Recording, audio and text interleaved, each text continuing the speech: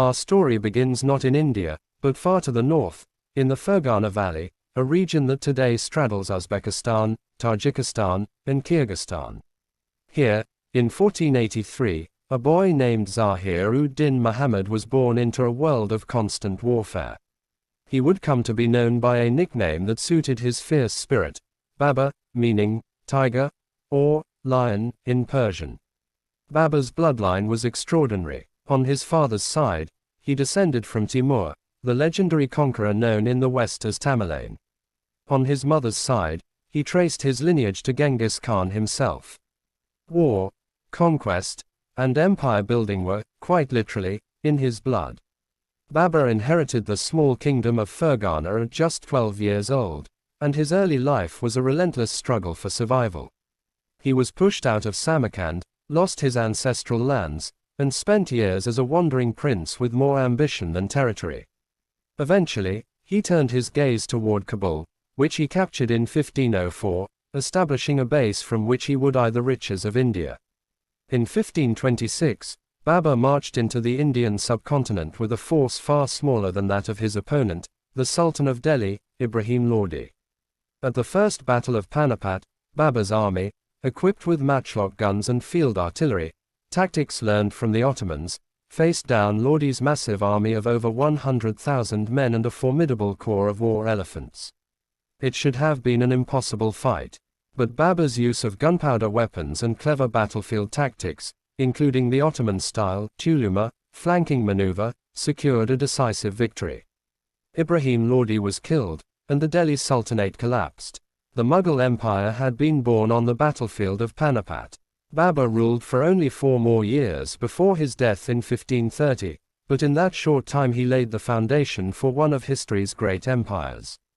He wrote candidly of his new conquest in his memoirs, the Baburnama, one of the most remarkable autobiographies of the pre-modern world, expressing both admiration for India's wealth and homesickness for the gardens and melons of Central Asia. Babur's son, Humayun, inherited a throne that was far from secure. Talented but often indecisive, Humayun struggled to hold together his father's newly conquered territories.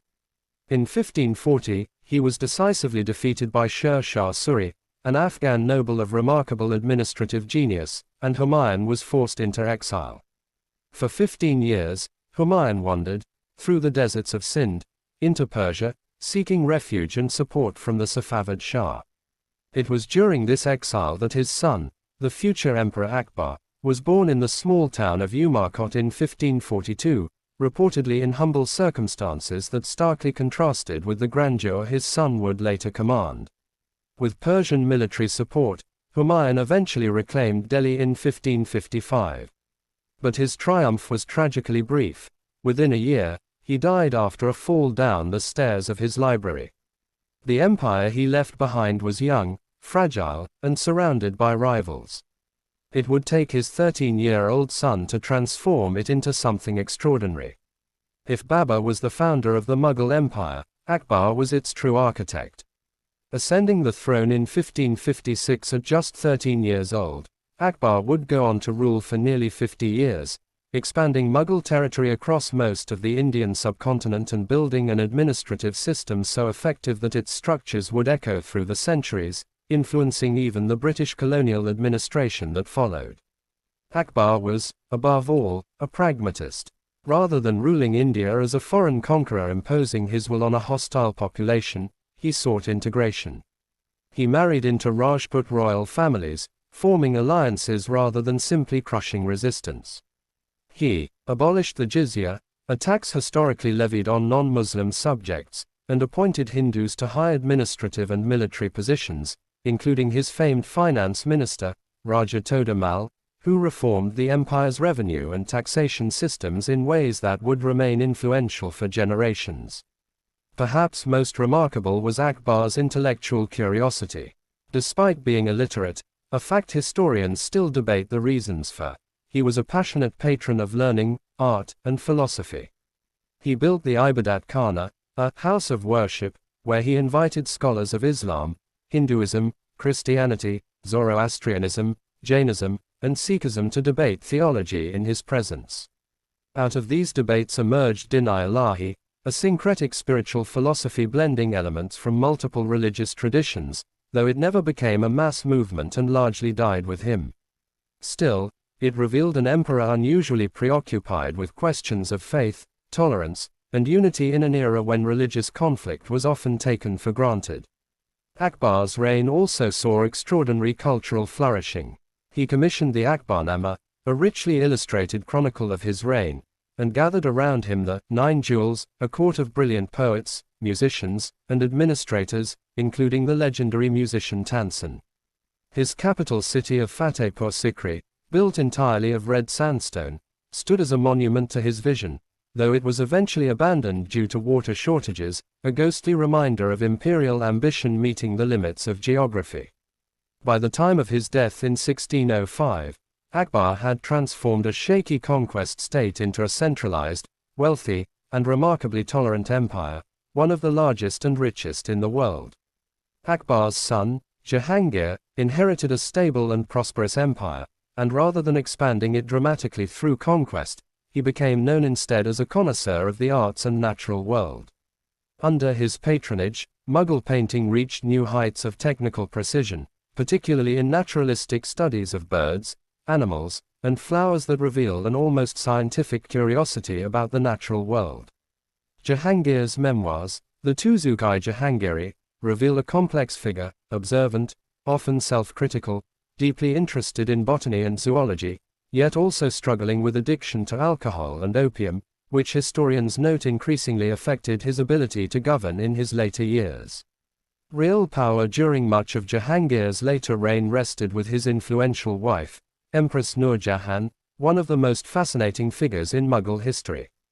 Politically astute and culturally influential, she effectively co-ruled the empire, issuing coins in her own name and shaping court politics with skill that few of her contemporaries could match.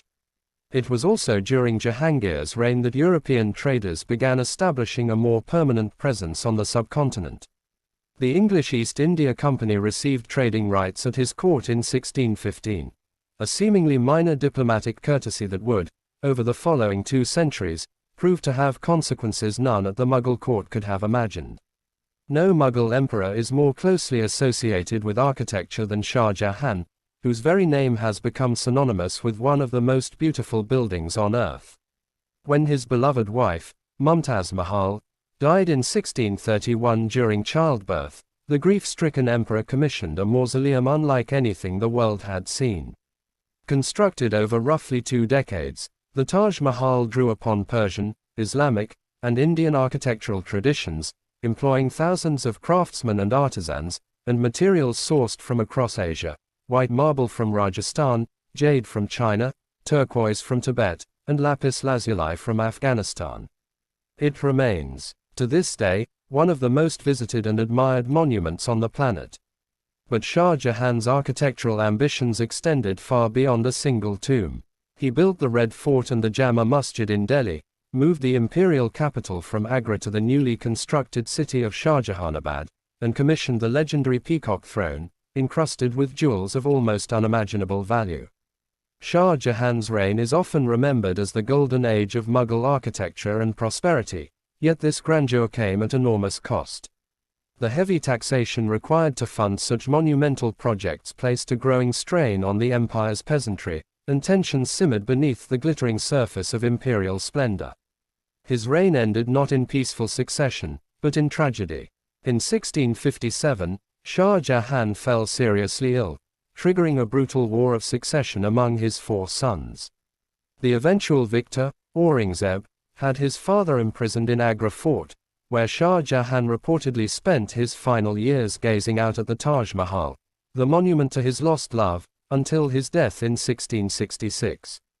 Aurangzeb remains, even today, the most debated and controversial of the Mughal emperors. Under his rule, the empire reached its greatest territorial extent, stretching across nearly the entire Indian subcontinent. Yet his reign also sowed the seeds of the empire's eventual decline. A devout and disciplined ruler, Aurangzeb reversed many of Akbar's policies of religious accommodation. He reimposed the jizya tax on non-Muslims, restricted the construction of new temples, and pursued a stricter interpretation of Islamic law at court. Historians continue to debate the extent and motivations behind these policies, whether primarily religious conviction, political calculation, or a combination of both, but their effect was to alienate significant portions of the population, including many Rajput allies who had been crucial to Mughal stability for generations. Aurangzeb spent the final decades of his life bogged down in the Deccan, fighting a grinding, costly war against the rising Maratha confederacy under leaders like Shivaji and his successors. This prolonged conflict drained the imperial treasury and exhausted Mughal military resources, even as it nominally expanded the empire's borders. When Aurangzeb died in 1707 at the age of 88, he left behind the largest Mughal empire in history, and one of its most fragile. The seeds of fragmentation, financial strain, and regional rebellion that had been sown during his 50-year reign would soon bear bitter fruit. The 18th century brought a dramatic unraveling. A rapid succession of weak emperors, court intrigues, and assassinations destabilized the throne. Regional governors, nawabs and subadars, increasingly asserted independence, effectively creating their own semi-autonomous states while paying only nominal allegiance to Delhi.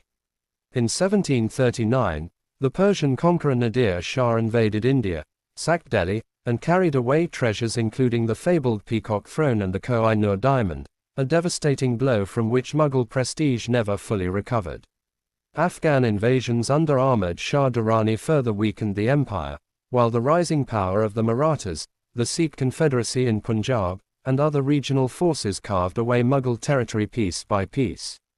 Meanwhile, a new power was steadily expanding its influence, the British East India Company. What had begun as a trading enterprise gradually transformed into a political and military force, exploiting Mughal weakness and regional rivalries to expand its territorial control.